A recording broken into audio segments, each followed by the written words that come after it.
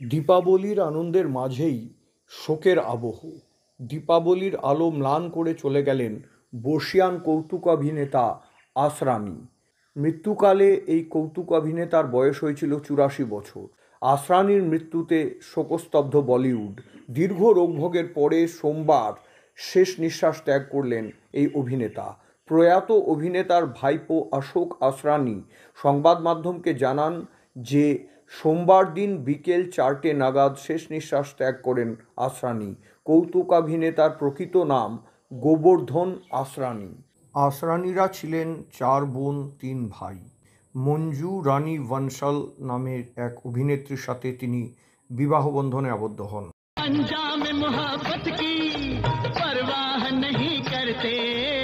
১৯৪০ সালে রাজস্থানের জয়পুরে জন্মানো আসরানী সেখানেই সেন্ট জেভিয়ার্স স্কুলে পড়াশোনা করেছিলেন। এরপরে রাজস্থান কলেজ থেকে গ্র্যাজুয়েশন সম্পন্ন করার পর অভিনেতা হওয়ার বাসনা নিয়ে আসরানী সোজা ভর্তি হয়ে যান মহারাষ্ট্রের পুনের ফিল্ম অ্যান্ড টেলিভিশন ইনস্টিটিউটে। নমস্তে ও পিতাজি, নমস্তে, জয় হিন্দ, জয় হিন্দ ও পিতাজি। ৬০-এর দশকের শুরুর দিকে তার বলিউডে প্রবেশ। তপন সিংহের আপনজন ছবির হিন্দি রিমেক মেরে আপনে ফিল্মের মাধ্যমে বলিউডে আত্মপ্রকাশ হয় আসরানীর। ক্যারিয়ারের প্রথম দিকে তিনি বহু জনপ্রিয় ছবিতে অন্যতম প্রধান চরিত্রে অভিনয় করেন। পরের দিকে অধিকাংশ ছবিতেই তাকে কমেডিয়ান হিসেবেই দেখা গেছে। অসামান্য দক্ষতা ও সময়জ্ঞানের মিশ্রণ ঘটিয়ে কৌতুক অভিনয়কে তিনি অন্য মাত্রায় নিয়ে গেছিলেন। প্রযোজনা করেছিলেন চলা মুরারি হিরো বন্নে এবং হাম নহি সুধরেঙ্গের মতন কমেডি ফিল্মের।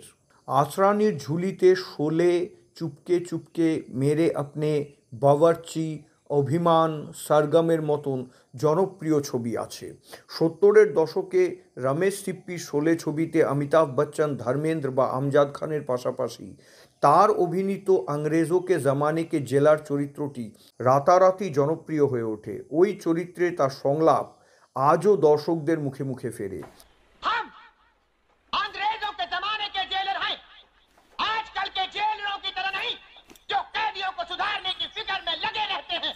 প্রায় ৩৫০ হিন্দি সিনেমাতে আসরানী অভিনয় করেছেন।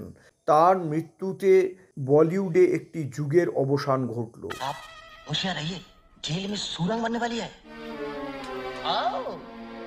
जेल में सुरंग? क्या कहा? हमारी जेल में सुरंग?